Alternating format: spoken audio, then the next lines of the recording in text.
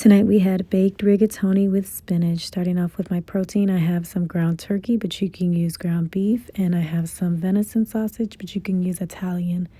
For produce, I have garlic, onion, some canned mushrooms, and some frozen spinach. For my pantry items, I have rigatoni and some traditional pasta sauce. And then for the cheeses, I used mozzarella, this 6-blend Italian, and some fresh Parmesan.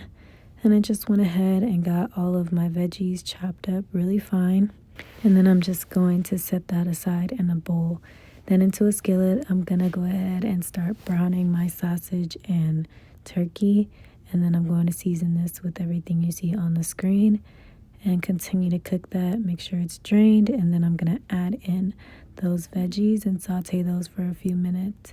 And then I added in my sauce, and I was trying to get this done and not dirty up another dish. So I was definitely standing on faith as I tested the limits of this pan, but it worked out.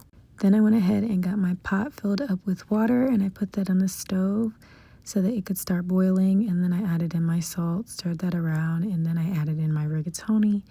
And I'm just gonna let that cook for a few minutes while I go ahead and prep my spinach. I made sure that this was thawed out, and then I'm going to use some cheesecloth to drain out all of the excess liquid. And then once that's drained, it should look dry like this. And then I'm just going to set that aside. By this time, my noodles are done, so I just go ahead and drain those. Then I'm just going to add it back into the pot with a little bit of sauce just to keep the noodles from sticking. And then I'm going to layer this up in my baking pan. And then I'm going to put this in the oven set to 400 degrees. And I'm going to bake this for about 15 to 20 minutes till everything is nice and melted and warmed through. And there you have it. Hope you guys enjoy. If you try it, let me know.